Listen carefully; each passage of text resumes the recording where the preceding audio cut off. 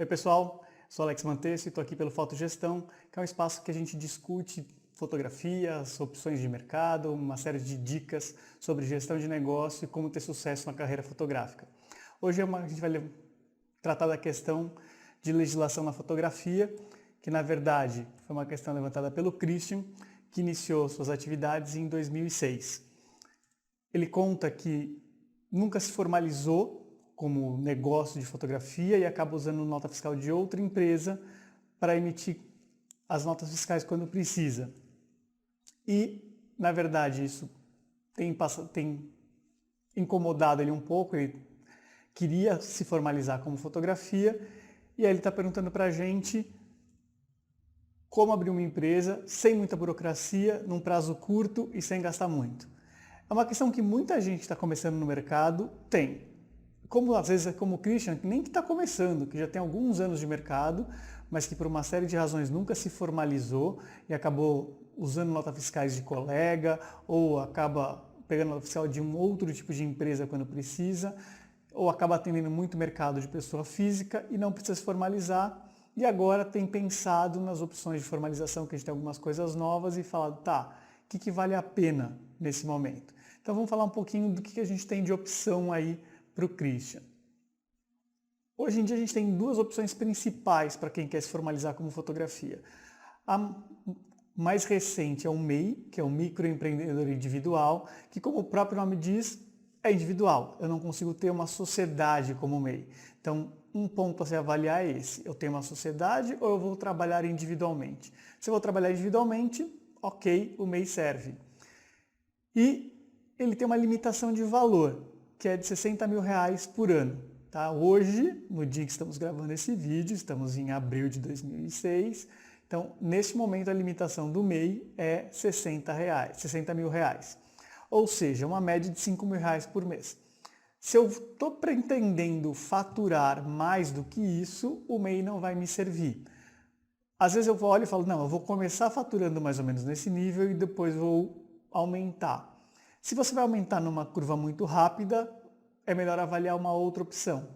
Mas se você falar, não, trabalho principalmente com pessoas físicas ou empresas que me pedem nota esporadicamente, então dá para eu me encaixar dentro dos R$5 mil por mês, ok, o MEI é uma ótima opção. Lembrando que uma coisa é o que você fatura, e outra coisa, ou seja, quanto que você vende, e outra coisa é o que eu emito nota fiscal. Não deveria ser diferente, mas eu sei que para muitos de vocês às vezes é. Então só toma cuidado, isso é uma ilegalidade, mas avalie efetivamente o que você emite de nota fiscal. E uma coisa importante a se pensar é, se você cobra via cartão de crédito, é muito importante que você emita as notas fiscais desses cartões, porque existe uma conciliação entre o que você cobra no cartão de crédito e o que você emite de nota fiscal pela Receita Federal. O custo de implementação do MEI não existe. Tá? Então é só entrar no site portaldoempreendedor.gov.br e se cadastrar que você vai transformar o seu CPF em um CNPJ.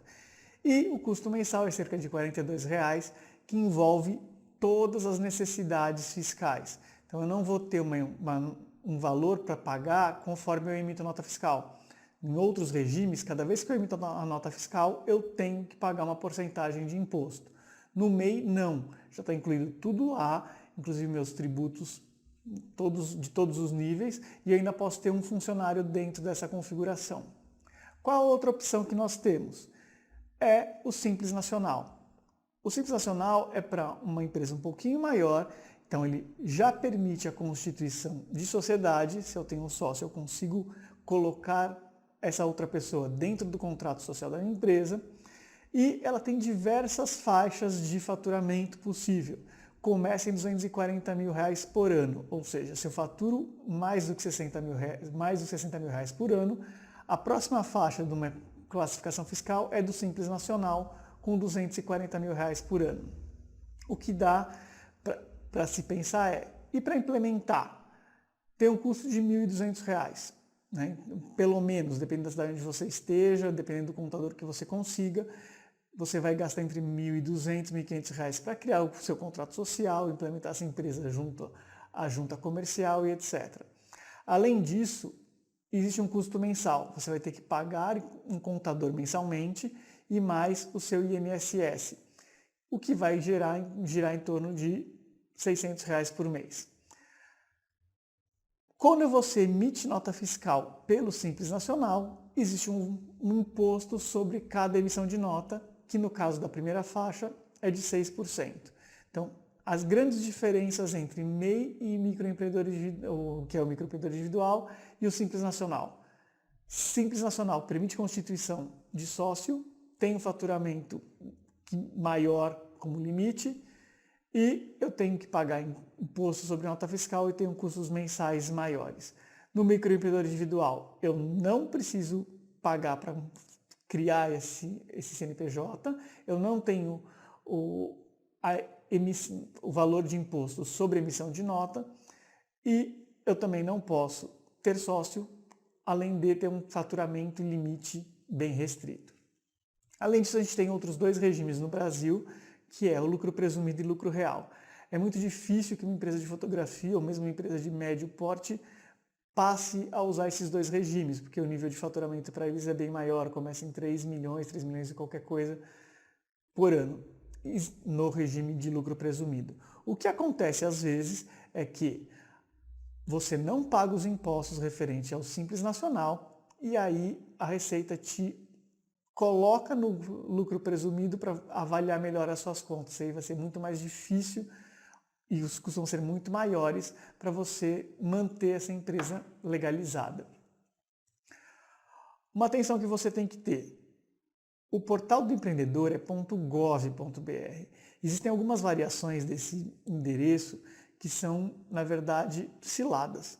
Foram criados para que a pessoa entre achando que está no portal do empreendedor oficial, preenche os dados e aí eles cobram um serviço de criação desse MEI, o que não existe. Eu já ouvi alguns casos de pessoas, poxa, mas eu paguei um boleto para que fosse criado o meu MEI. Isso não existe, são portais que não são reais. Pelo menos nesse momento, que a gente está gravando esse vídeo, não existe o custo de implementação. Então, vê direitinho que endereço está entrando, é portaldoempreendedor.gov.br.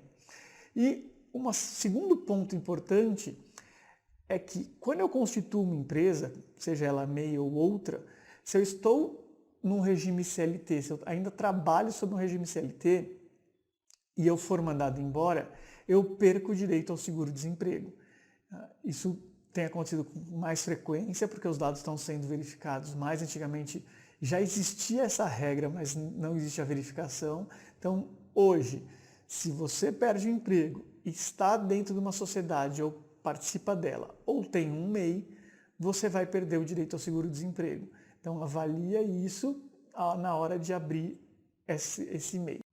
Então, avaliando essas opções e pensando na questão que o Christian levantou, para ele, se ele não participa de nenhuma outra empresa, se ele não está no regime CLT, o que eu aconselharia é criar o MEI, avaliando essa questão de limites que ele vai ter.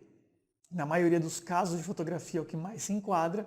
Então, Christian, avalie essa opção do MEI e se ela não for viável por uma questão de faturamento ou por você já participar de outra empresa, faça o Simples Nacional. Ele é mais demorado do que o MEI, ele é mais caro e mais complicado. Mas a opção pelo MEI depende um pouquinho também da sua situação. Então, hoje, a gente falou dessa questão da sua colocação no mercado de forma legalizada, da formalização como fotografia, e eu queria deixar aqui o site para vocês continuarem acessando, que é o fotogestão.com.br, além de pedir para vocês colaborarem seguindo nossas redes sociais no Facebook e principalmente curtindo o nosso canal lá no YouTube, porque isso ajuda a gente a manter todo esse processo funcionando. Se você quer participar, é só entrar no nosso site, preencher o formulário e mandar a sua dúvida. É com a sua dúvida que a gente acaba gerando novos conteúdos para o nosso site e também participar da nossa newsletter. Assim você vai ficar sabendo em primeira mão tudo que acontece de novo no canal, que a gente posta e eventualmente promoções de alguns parceiros. Ok? Fico por aqui, obrigado e continue acompanhando.